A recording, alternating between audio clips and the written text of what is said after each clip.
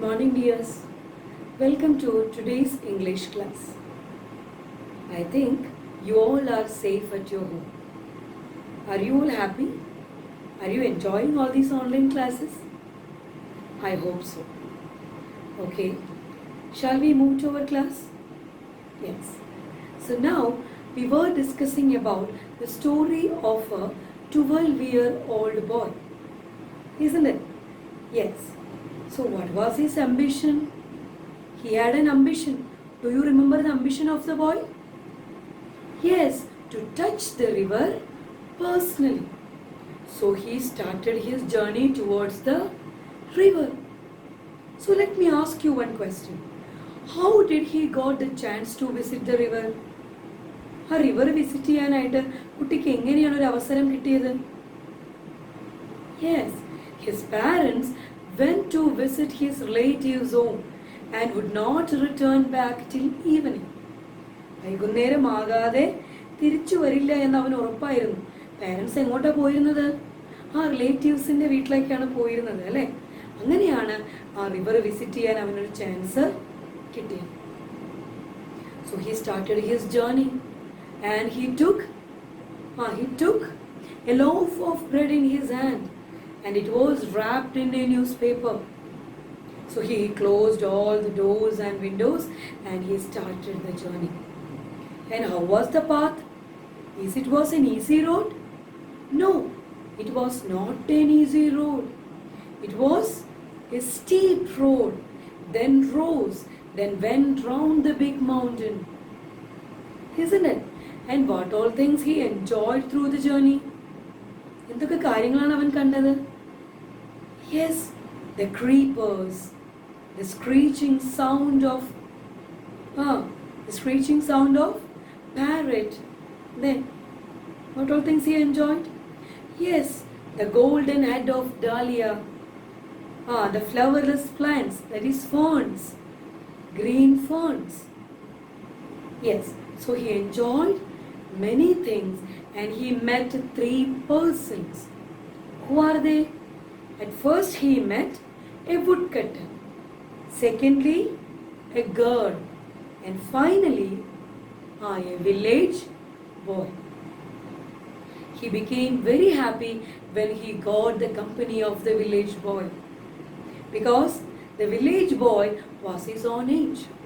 So he became very happy when he got a company. നമുക്കും അങ്ങനെയാണല്ലേ, നമ്മളൊരു യാത്ര പുറപ്പെടുമ്പോൾ നമുക്കും ഒരു കമ്പനി കിട്ടുകയാണെങ്കിൽ നമുക്കും ഒരുപാട് സന്തോഷം. So they talked and talked. And they continued his journey. But when a path diverged into another, the village boy had to go in that way. So they parted. The boy and the village boy parted the company.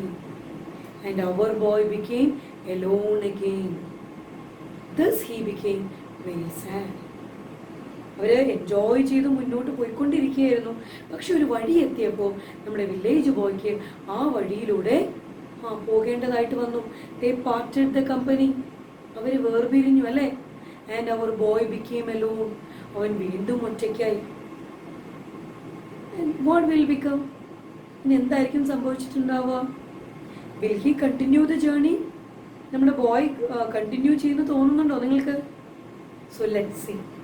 നമുക്ക് നോക്കിയാലോ?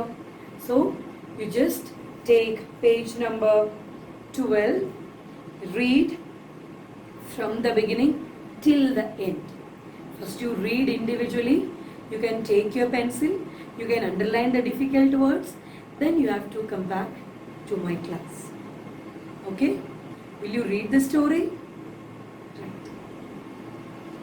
So, first I will read it for you. Listen carefully. He missed the village boy. He could not be seen. His own home was also hidden from the view by the side of the mountain. The river was not in sight either. He began to feel discouraged. He was sorry he had finished the bread. He might want it later. What do you understand by reading this paragraph? Yes, our boy became alone. He missed the company of the boy. അവൻ ആ കുട്ടിയുടെ company miss ചെയ്യുന്നുണ്ടായിരുന്നു അല്ലേ? Yes. And he could not see the boy now. He already gone. അവൻ പോയ വഴി അവൻ നോക്കി നിന്നു. ആ കുട്ടിയെ കാണാനുണ്ടോ? No, he not in sight. His own home was also hidden from the view. അവൻ പുറകിലോട്ട് തിരിഞ്ഞു നോക്കി.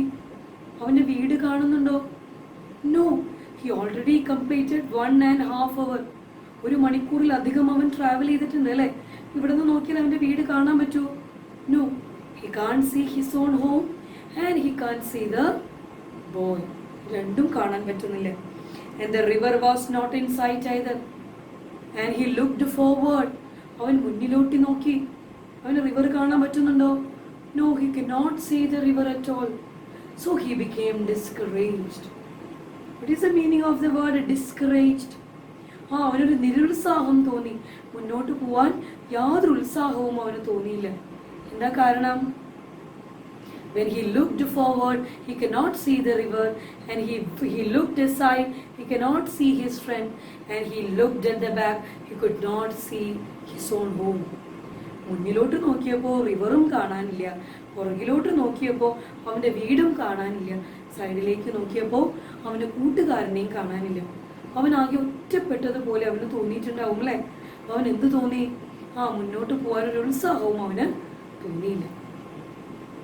He was sorry he had finished the bread. He might want it later.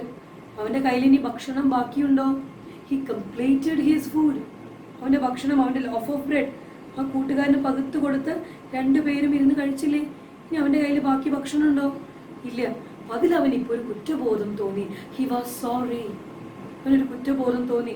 He might want it later. ഇനിയും ഒരുപാട് ദൂരം മുന്നിട്ട് പോവാനുണ്ട്, തിരിച്ചവന് വീട്ടിലേക്കും എത്താനുണ്ട്.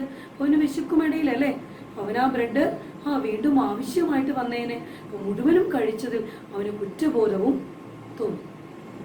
Shall we move to the next paragraph? He was determined to see the river. He walked on along the hot, dusty, stony path, past muddied sand-dressed fields, until there was no more fields or huts, only forest and sun and loneliness. Now there was no man or any sign of man's influence, only trees and rocks and bramble and flowers, only silence. What is the condition of the boy now? He was determined to see the river. പെട്ടെന്ന് തന്നെ അവൻ തിരിച്ചു വന്നു. He determined. He took a strong decision to move forward. അവൻ മുന്നോട്ട് പോകാൻ തന്നെ ദൃഢമായി ഒരു തീരുമാനമെടുത്തു. Determined എന്ന് പറഞ്ഞാൽ ഉറച്ച ഒരു തീരുമാനമെടുക്കുക അല്ലേ? അവനൊരു സ്ട്രോങ് ആയിട്ടൊരു അംബിഷൻ ഉണ്ടായിരുന്നു. അപ്പൊ നമുക്ക് എല്ലാവർക്കും ഒരു അംബിഷൻ ഉണ്ടാവും. അപ്പൊ നമ്മൾ വിചാരിക്കുകയാണ് അടുത്ത പരീക്ഷയിൽ തീർച്ചയായിട്ടും ഞാൻ A ഗ്രേഡ് വാങ്ങിക്കും. പക്ഷേ പുസ്തകം തുറന്നപ്പോൾ ഭയങ്കര മടി തോന്നി, നിരുത്സാഹം തോന്നി. അപ്പൊ നമ്മുടെ ആഗ്രഹത്തിന് അവിടെ വെച്ച് ഉപേക്ഷിക്കാമോ? No, we should be determined. നമ്മളൊരു ഉറച്ച തീരുമാനം എടുത്താൽ അത് എടുത്തതായിരിക്കണം. We should move forward. നമ്മൾ തീർച്ചയായും മുന്നോട്ട് പോയേ പറ്റുള്ളൂ അല്ലേ? So like the boy. അപ്പൊ നമ്മുടെ ബോയും എന്ത് ചെയ്തു? He also a determined boy. ഉറച്ച തീരുമാനമുള്ളൊരു കുട്ടിയാണ് അവൻ. അവൻ മുന്നോട്ട് പോകാൻ തീരുമാനമെടുത്തു. He walked on along the hot, dusty, stony path. Here you can see many describing words. Describing വേർഡുകൾ എന്താണെന്ന് ഡീറ്റെയിൽ ആയിട്ട് നമ്മൾ പഠിച്ചതാണ് അല്ലേ? ഒരു നൗണിനെ ഡിസ്ക്രൈബ് ചെയ്യുന്ന, വിശേഷിപ്പിക്കുന്ന വാക്കുകളെയാണ് നമ്മൾ എന്തെന്ന് പറയുന്നത്? ഡിസ്ക്രൈബിംഗ് വേർഡുകൾ എന്ന് പറയുന്നത്. ഇവിടെ നമ്മുടെ പാത്തിനെ ഡിസ്ക്രൈബ് ചെയ്യുന്ന വാക്കുകൾ ഏതൊക്കെയാണ്? Hot, dusty, Stony, path. എങ്ങനെയുള്ള വഴിയാണ്? ഹോട്ട്, ചൂടുള്ള. ഡസ്റ്റി, പൊടി പിടിച്ച, നല്ല പൊടി പടരുന്ന. സ്റ്റോണി, കല്ലുകൾ നിറഞ്ഞ വഴി. അപ്പൊ ചൂടുള്ള, പൊടി പിടിച്ച, കല്ലുകൾ നിറഞ്ഞിട്ടുള്ള വഴിയാണ്. അപ്പൊ പാത്തിന് 3 ഡിസ്ക്രൈബിംഗ് വേർഡുകൾ തൊട്ടടുത്ത് തന്നെ വെച്ചിരിക്കുന്നു. നിങ്ങൾ കണ്ടില്ലേ? ഡിസ്ക്രൈബിംഗ് വേർഡുകൾ അടിയിലൊന്ന് വരച്ചിടുക കേട്ടോ. Past mud huts. അവൻ നടന്നു പോയിക്കൊണ്ടിരിക്കുമ്പോൾ വേറെ എന്തിനെ കണ്ടു? മഡ് ഹട്ട്സ്, ചളി കൊണ്ട് നിർമ്മിച്ച വീടുകൾ അല്ലെ, മണൽ കൊണ്ട് അല്ലെങ്കിൽ ചളി കൊണ്ട് ഉണ്ടാക്കിയ വീടുകൾ, ക്ലേ ഹട്ട്സ് എന്നൊക്കെ നിങ്ങൾ കേട്ടിട്ടുണ്ടായിരിക്കും. അത്തരത്തിലെ വീടുകളെ അവൻ കടന്നുപോയി. ആൻഡ് ടെറസ്ഡ് ഫീൽഡ്സ്, എന്താണ് ടെറസ്ഡ് ഫീൽഡ്സ്? ഒന്നുമില്ലാത്ത ടെറസ് പോലെ കിടക്കുന്ന, നമ്മുടെ വീടിന്റെ ടെറസിൽ എന്തെങ്കിലും ഉണ്ടായിരിക്കും, ടെറസ് ഇങ്ങനെ ഒന്നുമില്ലാതെ വിജനമായി കിടക്കുന്ന അല്ലെ. അപ്പോൾ യാതൊന്നുമില്ലാത്ത ടെറസ്ഡ് ആയിട്ടുള്ള ഒരുപാട് പാടങ്ങളെയും മഡ് ഹട്ട്സിനെയും അവൻ കടന്നുപോയി. Until there was no more wheels or huts. അങ്ങനെ അവസാനം അവൻ എവിടെ എത്തിച്ചേർന്നു? നടന്ന് ഫീൽഡുകളും ഈ പറഞ്ഞ വീടുകളും ഒന്നുമില്ലാത്ത ഒരു സ്ഥലത്ത് അവൻ എത്തിച്ചേർന്നു. Only forest and sun and loneliness. അവിടെ എന്ത് മാത്രമേ ഉണ്ടായിരുന്നുള്ളൂ? ഓൺലി സൺ, മുകളിൽ സൂര്യനും, ലോൺലിനെസ് ഏകാന്തതയും, പിന്നെ എന്തും കൂടി ഉണ്ടായിരുന്നു? And forest. അവനിപ്പോ കാടിന്റെ ഉള്ളിലേക്ക് കയറി കഴിഞ്ഞു. അപ്പൊ അവിടെ വീടുകളും ഈ പറഞ്ഞ ഫീൽഡുകളൊക്കെ ഉണ്ടാവോ? ഇല്ല. അപ്പൊ അവൻ ഒറ്റപ്പെടലും ലോൺലിനെസ്സും മുകളിൽ സണ്ണും മുന്നിൽ ഫോറസ്റ്റും മാത്രമേ ഉണ്ടായിരുന്നു. Now there was no man or any sign of man's influence. മനുഷ്യന്റെ യാതൊരു കടന്നു കയറ്റവും ഒരു ഇൻഫ്ലുവൻസും ഇല്ലാത്ത സ്ഥലത്തിലൂടെയാണ് ഇപ്പൊ അവൻ കടന്നു പോകുന്നത്. അവിടെ ഒന്നും തന്നെ കാണാനില്ല, മനുഷ്യന്റെ ഒരു ഇടപെടൽ പോലും കാണാനില്ല. സാധാരണ നടന്നു പോകുന്ന വഴിയിലൂടെയൊക്കെ പുല്ലിന്റെ മുകളിൽ കൂടെ ഒരുപാട് സമയത്ത് നമ്മൾ നടന്നു പോയി അവിടെ ഒരു വഴി രൂപപ്പെടുന്നത് നമുക്ക് കാണാം അല്ലെ. ഇവിടെ അതുപോലുമില്ല. മുന്നില് വലിയ കാട് മാത്രമാണ് അവനെ കാണാൻ സാധിക്കുന്നത്. ആൻഡ് റോക്സ്, ഇനി പിന്നെ എന്താണുള്ളത്? മുന്നില് ഒരുപാട് മരങ്ങൾ, trees, rocks and bramble and flowers. എന്തൊക്കെയാണ് അവൻ കണ്ടത്? ഒരുപാട് പാറക്കൂട്ടങ്ങളും വലിയ വലിയ മരങ്ങളും, ആൻഡ് റോക്സ് അല്ലെ, പാറക്കൂട്ടങ്ങൾ, ആൻഡ് ബ്രാംബിൾ ആൻഡ് ഫ്ലവേഴ്സ്, കുറ്റിച്ചെടികളും ഒരുപാട് പൂക്കളും. ഇതൊക്കെയാണ് അവന് മുന്നിൽ കാണാനായിട്ട് സാധിക്കുന്നത്. ഓൺലി സൈലൻസ് അല്ലെ, മൊത്തം ഒരു നിശബ്ദമായ ഒരു അന്തരീക്ഷത്തിലേക്ക് അവൻ കടന്നു കഴിഞ്ഞു. The silence was impressive and a little frightening. It was different from the silence of a room or street. It was the silence of space, of the unknown, the silence of God. അവന് തോന്നിയ കാര്യങ്ങളാണ് നമ്മളോട് പങ്കുവെക്കുന്നത്. എന്താ അവന് തോന്നിയത് അവിടെ എത്തിയപ്പോ?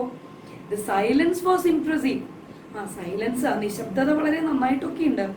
ബട്ട് ലിറ്റിൽ ഫ്രൈറ്റനിങ്, പക്ഷെ പേടിപ്പിക്കുന്നതായിരുന്നു. It was different from the silence of a room or street. നമ്മളൊരു റൂമിലുള്ളതോ അല്ലെങ്കിൽ ഒരു സ്ട്രീറ്റിലെ ഒരു വഴിയിലുള്ള ഒറ്റപ്പെടലോ പോലെയുള്ള ഒരു ഏകാന്തതയായിരുന്നില്ല, ഒരു കാട്ടിലുള്ള ഏകാന്തത എന്നാണ് കുട്ടി പറയുന്നത്. It was the silence or space of the unknown, the silence of God. നമുക്കറിയപ്പെടാത്ത ഒരു സ്ഥലത്ത് എത്തിച്ചേരുമ്പോൾ അവിടെ ഒരു സൈലൻസ് ഉണ്ടെങ്കിൽ അത് തീർച്ചയായിട്ടും നമുക്ക് ചെറുതായിട്ടൊരു പേടിപ്പിക്കുന്നതായിരിക്കും. പെട്ടെന്ന് നമ്മുടെ വീട്ടിലിരിക്കുമ്പോൾ ഒരു കറണ്ട് പോയാൽ നമുക്ക് പെട്ടെന്ന് പേടിയാവണമെന്നില്ല. കാരണം നമുക്കറിയാം എന്തൊക്കെയാണ് നമ്മുടെ റൂമിലുള്ളത്, എവിടേക്ക് ഇത്ര ദൂരം പോയി കഴിഞ്ഞാൽ അമ്മയുടെ അടുത്ത് എത്താമെന്നൊക്കെ നമുക്കറിയാം. പക്ഷേ തീർത്തും അപരിചിതമായ ഒരു സ്ഥലത്ത് വെച്ചിട്ട് പെട്ടെന്ന് ഒറ്റപ്പെടുമ്പോൾ, പെട്ടെന്ന് ഇരുട്ട് മാത്രമാവുമ്പോൾ നമുക്ക് ചെറുതായിട്ടൊരു പേടിയൊക്കെ വരാൻ സാധ്യതയുണ്ട് അല്ലേ. അത് തന്നെയാണ് നമ്മുടെ കുട്ടിക്കും തോന്നിയത്. Then as the boy rounded at the sharp bend, the silence broke into sound. പെട്ടെന്ന് ധൈര്യം സംഭരിച്ച കുട്ടി മുന്നോട്ട് പോയി. And the boy rounded a sharp bend. ഒരു ബെൻഡ്, ഒരു വളവ് തിരിഞ്ഞ് കുട്ടി മുന്നോട്ട് പോയപ്പോ the silence broke into sound. അത്രയും നേരം അവിടെ ഉണ്ടായിരുന്ന നിശബ്ദത വലിയൊരു ശബ്ദത്തിലേക്ക് വഴിതിരിഞ്ഞു എന്നുള്ളതാണ്. കുട്ടിക്ക് ഒരു വലിയ ശബ്ദം കേൾക്കാനായിട്ട് സാധിച്ചു. എന്തിന്റെ ശബ്ദമായിരിക്കും? Let's see. A sudden roaring sound. ഗർജിക്കുന്ന ഒരു ശബ്ദമാണ് കുട്ടി കേട്ടത്. The sound of the river. എന്താണ് ഗർജിക്കുന്നത്? ലൈൻ ആണോ? No, it was the roaring sound of the river. So finally he reached the river. He became very happy. He accomplished his dream. അല്ലേ, അവന്റെ ഏറ്റവും വലിയ ആഗ്രഹം റിവർ കാണുക എന്നുള്ളതായിരുന്നു. ഒരുപാട് ബുദ്ധിമുട്ടുകളൊക്കെ സഹിച്ചിട്ടാണെങ്കിലും അവസാനം അവൻ അവന്റെ ഡ്രീമിലേക്ക് എത്തിച്ചേർന്നു. Far down in the valley, the river tumbled over rocks. The boy gasped and began to run. He slipped and stumbled, but still he ran. Then he was ankle deep in the painfully cold mountain water, and the water was blue and white and wonderful. So, what was the boy's experience after reaching the river? He is sharing it for us. Far down in the valley, the river tumbled over rocks. ഒരുപാട് മുകളിൽ നിന്ന് കുട്ടി താഴേക്ക് നോക്കിയപ്പോൾ എന്താ കണ്ടത്? ഒരുപാട് പാറക്കെട്ടുകളുടെ മുകളിലൂടെ നമ്മുടെ നദി ഇങ്ങനെ തട്ടിത്തടഞ്ഞ് ഭംഗിയായി ഒഴുകിക്കൊണ്ടിരിക്കുന്ന കാഴ്ചയാണ് കുട്ടി കണ്ടത്. The boy gasped. കുട്ടി കിതയ്ക്കുന്നുണ്ടായിരുന്നു, ഗ്യാസ്പ് ചെയ്യുന്നുണ്ടായിരുന്നു. The river tumbled over rocks. He slipped and stumbled. അപ്പോൾ കുട്ടി ഓടിയെടുക്കുകയാണ് റിവറിലേക്ക്. So he slipped. തട്ടിത്തടഞ്ഞ് എവിടേക്കോ വീണു. And stumbled. അവൻ വീണു വീണ്ടും. But still he ran. അവൻ വഴുക്കി എവിടേക്കോ തട്ടിത്തടഞ്ഞ് വീഴുകയൊക്കെ ചെയ്തു. പക്ഷെ അവൻ എവിടെയെങ്കിലും നിർത്തിയോ? ഓട്ടം നിർത്തിയോ? ഇല്ല. റിവറിലേക്ക് എത്താനുള്ള ധൃതിയില് അവൻ വീണതൊന്നും അവൻ അറിഞ്ഞേയില്ല. വേഗം അവിടെ നിന്ന് എഴുന്നേറ്റ് റിവറിന്റെ നേരെ ഓടാനായിട്ട് തുടങ്ങി. Then he was ankle deep in the painfully cold mountain water. Ankle എന്ന് പറഞ്ഞാൽ എന്താ? നമ്മുടെ കണങ്കാലെന്ന് നമ്മൾ പറയും അല്ലേ? അപ്പോൾ അവിടം വരെ നനയുന്ന രീതിയിൽ റിവറിൻ്റെ ഉള്ളിൽ കാല് മുക്കി വെച്ച് നമ്മുടെ കുട്ടി അങ്ങനെ നിന്നു. എന്തുകൊണ്ടാണ് പെയിൻഫുള്ളി കോൾഡ് വാട്ടർ എന്ന് പറയുന്നത്? വെള്ളം പെയിൻഫുൾ ആണോ? അല്ല. ഈ കുട്ടിയുടെ കാല് ഒരുപാട് മുറിവുകളൊക്കെ പറ്റിയിട്ടുണ്ട് അല്ലേ? കാലിൻ്റെ അടിഭാഗമൊക്കെ പൊള്ളിയതായിട്ടൊക്കെ നമുക്കറിയാം. അപ്പോൾ ഈ തണുത്ത വെള്ളത്തിൽ ഈ പരിക്കുകളോട് കൂടിയുള്ള കാല് മുക്കി വെക്കുമ്പോൾ ചെറുതായിട്ടൊരു നീറ്റലൊക്കെ ഉണ്ടാവാൻ സാധ്യതയുണ്ട്. അപ്പോൾ അതുകൊണ്ടാണ് കുട്ടി എന്ത് പറയുന്നത്? പെയിൻഫുള്ളി മൗണ്ടെയിൻ വാട്ടർ എന്ന് പറയുന്നത്. And the water was blue and white. വെള്ളത്തിന്റെ ഡിസ്ക്രിപ്ഷൻ കണ്ടു. എങ്ങനെയായിരുന്നു വെള്ളം? Blue and white and wonderful. നീലയും വെള്ളയും നിറഞ്ഞ നിറത്തിലുള്ള വണ്ടർഫുൾ എക്സ്പീരിയൻസ് ആയിരുന്നു കുട്ടിക്ക് കിട്ടിയത്. So finally our boy reached the river. He became very happy, isn't it? Okay, have you enjoyed the story? Yes. So you have to read the story once or twice. Then you have to underline the difficult words. You have to check the glossary for the difficult words. Also find out the answers for the textual questions. Here also there are many textual questions from 12 to 16. So you have to read the questions one by one and you have to find out the answers from the textbook. Will you do it? Okay. I will read the questions for you so we can discuss the questions. Then you have to find out the answers. Then write the answers in your textbook itself. Okay, നമുക്ക് teacher ഓരോ ചോദ്യങ്ങളായിട്ട് വായിക്കാം. നമുക്കൊന്ന് ഉത്തരങ്ങളൊന്ന് discuss ചെയ്യാം. എന്നിട്ട് നിങ്ങൾ സ്വയമായി text book വായിച്ച് ഉത്തരങ്ങൾ കണ്ടുപിടിച്ച് ടെക്സ്റ്റ് ബുക്കിൽ തന്നെ എഴുതി വെക്കണം. ശരി. The 12th question. Why did the boy feel discouraged? എന്തുകൊണ്ടാണ് കുട്ടിക്ക് മുന്നോട്ട് പോകാൻ ഒരു ഉത്സാഹം തോന്നാതിരുന്നത്? Why the boy became that much discouraged? Because when he looked forward, he cannot see the river. When he looked backward, he cannot see his home. When he looked aside, he could not see the boy. So he became alone and frightened. Thus he became discouraged. അല്ലേ? മുന്നോട്ട് നോക്കിയപ്പോൾ റിവറും കാണാനില്ല, പുറകിലോട്ട് നോക്കിയപ്പോൾ അവൻ്റെ വീടും കാണാനില്ല, സൈഡിലേക്ക് നോക്കിയപ്പോൾ നമ്മുടെ കുട്ടിയും കാണാനില്ല. അപ്പോൾ അവന് വളരെ ഡിസ്കറേജ്ഡ് ആയിട്ട് തോന്നി, നിരുത്സാഹം വരുന്നത് പോലെ തോന്നി. So can you find out the answer from the textbook? Underline those lines and write in your own words. Okay. The 13th question. The boy found the silence impressive but frightening. Why? കുട്ടിക്ക് silence ഒക്കെ വളരെ impressive ആയിട്ട് തോന്നി, പക്ഷെ ചെറുതായിട്ട് പേടി തോന്നാനുള്ള കാരണം എന്താണ്? Why the boy became fear? Why did he fear? Yes, because there was no man's influence, only silence and the forest. അല്ലേ? ഇവിടെ മനുഷ്യന്റെ യാതൊരു ഇടപെടലുകളും ഉണ്ടായിരുന്നില്ല, മുന്നിൽ ഫോറസ്റ്റ് മാത്രമേ ഉണ്ടായിരുന്നുള്ളൂ. അതുകൊണ്ടാണ് കുട്ടിക്ക് പേടി തോന്നിയത്. അല്ലേ? Can you write it? The 14th question. What broke the silence of space? Silence എങ്ങനെയാണ് മുറിഞ്ഞു പോയത്? Yes, how did the silence broke? Yes, with the roaring sound of river. റിവറിന്റെ ശബ്ദം കാരണമാണ് സൈലൻസ് ഇല്ലാതെയായത്, അല്ലേ? 15th question. The boy slipped and stumbled but still he ran. Why? ആ വഴിക്കിട്ടും തട്ടിത്തടഞ്ഞു വീണിട്ടും കുട്ടി വീണ്ടും അവിടെ എഴുന്നേറ്റ് മുന്നോട്ട് പോകാനുള്ള കാരണം എന്താണ്? Because he was in a hurry to accomplish his dream. അല്ലേ? And he was eager to touch the river personally. അവൻ എൻ്റെ ആഗ്രഹം സഫലമാക്കാനുള്ള ഓട്ടത്തിലായിരുന്നു.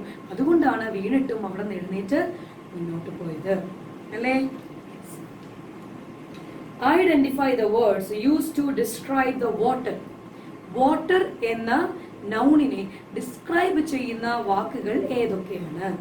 ഏതൊക്കെയാണ്? Blue, white, wonderful. Any other? Yes, painfully, cold, mountain, water. അത് നിങ്ങൾ ശ്രദ്ധിച്ചോ? Painfully, cold, mountain, water. വാട്ടറിന്റെ തന്നെ ഡിസ്ക്രൈബിങ് വേർഡ്സ് ആണ്. പെയിൻഫുള്ളി ആണ്, വേദനിപ്പിക്കുന്ന വെള്ളമാണ്. അതെന്തുകൊണ്ടാണെന്ന് ടീച്ചർ പറഞ്ഞു. കോൾഡ് വാട്ടർ, തണുത്ത വെള്ളം. അപ്പൊ ഈ കോൾഡ് എന്ന് പറയുന്നതും ഡിസ്ക്രൈബിങ് വേർഡാണ്. അതേപോലെ മൗണ്ടൻ വാട്ടർ, മലവെള്ളമാണ്, അല്ലെ? അപ്പൊ മൗണ്ടൻ എന്ന് പറയുന്നതും കോൾഡ് എന്ന് പറയുന്നതും പെയിൻഫുൾ എന്ന് പറയുന്നതും വാട്ടറിനെ ഡിസ്ക്രൈബ് ചെയ്യുന്ന വേർഡ്സ് ആണ്. അപ്പൊ ഡിസ്ക്രൈബിങ് വേർഡുകൾ നിങ്ങൾക്ക് എടുത്തെഴുതാൻ പറ്റുമെന്ന് തന്നെ ഞാൻ വിചാരിക്കുന്നു. അപ്പൊ നമ്മൾ ഇതെല്ലാം ഡിസ്കസ് ചെയ്തിട്ടുണ്ട്. നിങ്ങൾ സ്വയമായി ഇതിന്റെ ആൻസർ ടെക്സ്റ്റ് ബുക്കിൽ തന്നെ എഴുതുക. അതിനുശേഷം ഒരു ഹോംവർക്ക് കൂടി ടീച്ചർ തരാം. Take activity number 1 on page number 13. നിങ്ങൾ കണ്ടു, ഒരു ആക്ടിവിറ്റി നമ്പർ 1 കണ്ടു. You have read the story How Far Is a River, haven't you? Now try to remember the story and complete the following suitably. നമ്മൾ story complete ചെയ്ത് കഴിഞ്ഞു. നിങ്ങൾ story ഒന്ന് ഓർത്തെടുത്തുകൊണ്ട് താഴെ കാണുന്ന ഈ ടേബിള് സ്വയം കംപ്ലീറ്റ് ചെയ്യാനെന്നാണ് പറഞ്ഞിട്ടുള്ളത്. There will be no teachers version for this activity. ഈ ആക്ടിവിറ്റിക്ക് വേണ്ടിയിട്ട് ഒരു ടീച്ചേഴ്സ് വേർഷൻ ഉണ്ടാവില്ല. നിങ്ങൾക്ക് തന്നെ എഴുതാൻ സാധിക്കുന്ന സിമ്പിൾ ആയിട്ടുള്ള ഒരു ആക്ടിവിറ്റിയാണ്. ടീച്ചർ ഒന്ന് പറയാം കേട്ടോ. ഫസ്റ്റത്തെ ബോക്സിലുള്ളത് the sentences that impressed you the most. ഈ പാഠഭാഗത്ത് നിങ്ങൾക്ക് ഏറ്റവും നിങ്ങൾക്ക് ഇംപ്രസീവായി തോന്നിയ, നിങ്ങളെ ആകർഷിച്ച ഒരു സെന്റൻസ് ഇവിടെ എടുത്തെഴുതുക. നിങ്ങൾ ഏറ്റവും കൂടുതൽ ഇഷ്ടപ്പെട്ട ഒരു സെന്റൻസ് പിക്ക് ഔട്ട് ചെയ്ത് ഈ ഭാഗത്ത് എഴുതുക. സ്വയമായി എഴുതാൻ സാധിക്കും, അല്ലെ? ഇനി എൻ്റെ ഓപ്പോസിറ്റിലുള്ളത് the moment you enjoyed the most. ഈ കഥാസന്ദർഭത്തിലെ ഏത് മൊമെന്റ്, ഏത് സന്ദർഭമാണ് നിങ്ങൾക്ക് ഏറ്റവും ഇഷ്ടപ്പെട്ടത്?